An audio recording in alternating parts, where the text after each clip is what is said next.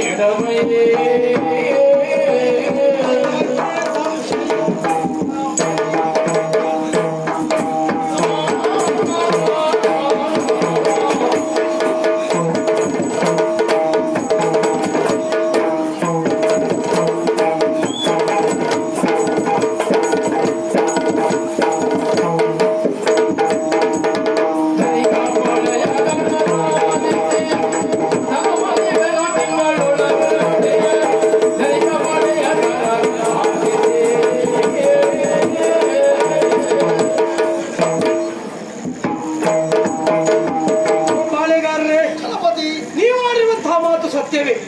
ತಿರುಗಿಸಿ ನಿಮ್ಮ ಹಣವನ್ನು ನಾವು 1 ತಿಂಗಳ ಅವಧಿಯ ಒಳಗಾಗಿ ಕೊಡಬೇಕಿತ್ತು. ಹೌದಲ್ವಾ? ಏನು ಮಾಡೋಣ ಹೇಳಿ? ಕೊಡ್ಲಿಕ್ಕೆ ಆಗಲಿಲ್ಲ. ನನ್ನ ಅನಿವಾರ್ಯತೆ, ನನ್ನ ಪರಿಸ್ಥಿತಿ ಅದು ನಿಮ್ಗೆ ಅರ್ಥ ಆಗುದಿಲ್ಲ. ಅದು ಬೇಡವೂ ಬೇಡ. ಸರಿ, ಯಾಕೆ ಆಡಿದ ನಮ್ಮ ಮಾತಾಡು. ಹಾಗಾಗಿ ಒಂದು ಕೆಲಸ ಮಾಡೋಣ, 1 ತಿಂಗಳ ಅವಧಿಯನ್ನು ನೀವು ನನ್ನ ಪಾಲಿಗೆ ಮತ್ತೊಮ್ಮೆ ಕೊಡಿ. ಮತ್ತೊಮ್ಮೆ ಕೊಡು. ಹೌದೌದು. ಆ 1 ತಿಂಗಳ ಅವಧಿ ಒಳಗೆ ನಾನು ನಿಮಗೆ ಮರುಪಾವತಿಸ್ತೇನೆ. ಅಲ್ಲ, ಹಣ ತಿರುಗಿಸಿ ಕೊಡ್ತೇನೆ. ಒಮ್ಮೆ ಆಗಲಿಲ್ಲ ಅಂತಾದ್ರೆ, ಆಗದೆ ಹೋದ್ರೆ ನೀವೆಂದ ಹಾಗೆ ಆ ಹೆಣ್ಣು ಮಗಳನ್ನ ನಿಮ್ಮ ಪಾಲಿಗೆ ನಾವು ಒಪ್ಪಿಸ್ತೇನೆ. ಸರಿ, ಖಂಡಿತ. ಮತ್ತೊಂದು ತಿಂಗಳ ಕಾಲಾವಕಾಶವನ್ನು ಕೊಡ್ತೇವೆ. ಸರಿ, ಒಮ್ಮೆ ನಿನಗೆ ಕೊಡ್ಲಿಕ್ಕೆ ಆಗಲಿಲ್ವೋ ಪರಿಣಾಮ ನೆಟ್ಟಿಗಿರುವುದಿಲ್ಲ, ಗೊತ್ತಾಯ್ತಲ್ವಾ? ಅದು ಮತ್ತೆ ನೋಡ್ಕೊಳ್ಳುವ. ಆದ್ರೆ ಅಲ್ಲಿಗೆ ಮುಕ್ತಾಯ ಆಗ್ತದೆ ಅಂತ ತಿಳ್ಕೊಳ್ಬೇಡಿ. ನೀವು ನನಗೆ ಕೊಟ್ಟದ್ದು 10,000 ವರಹ. ಸರಿ, ಹೌದಾ? ಒಂದು ಹೆಣ್ಣಿನ ಬೆಲೆ ಬರೀ 10,000 ವರಹ ಅಷ್ಟೇ. ಖಂಡಿತ ಅವಳ ಜೀವನಾಂಶ ಏನು ಎನ್ನುವುದನ್ನು ನಾವು ತಿಳ್ಕೊಳ್ಬೇಕಾಗುತ್ತದೆ. ಹಾಗಾಗಿ ನಾನು ಅವಳನ್ನು ನಿಮ್ಮ ಪಾಲಿಗೆ ಕೊಡುವುದು ಹೌದಾದ್ರೆ 60,000 ವರಹ ನೀವು ನನಗೆ ಕೊಡ್ಬೇಕು. 60,000 ಚಿಂತೆ ಮಾಡುವಂತ ಅಗತ್ಯತೆ ಇಲ್ಲ. ಒಮ್ಮೆ ನಿನ್ನಿಂದ ಕೊಡ್ಲಿಕ್ಕಾಗಲಿಲ್ಲ, ಅವಳನ್ನ ಒಯ್ಯುವಾಗ 60,000 ಕೊಟ್ಟೆ ಅವಳನ್ನು ಹೇಳ್ಕೊಂಡು ಹೋಗುದು. ಅಲ್ಲಿಗೆ ಬೇಡಿಕೆ ಮುಗಿತದೆ ಅಂತ ತಿಳ್ಕೊಳ್ಬೇಡಿ. ಮತ್ತೆ ಬೇರೆ ಇಟ್ಟು ಅದನ್ನು ಕೊಟ್ಟು ತಗೊಂಡು ಹೋಗ್ಬೇಕಾಗ್ತದೆ. ಸರಿ, ಆದಿ ನಿರೀಕ್ಷೆ ಹಣ ಹೋಗ್ತದೆ 30 ದಿವಸ.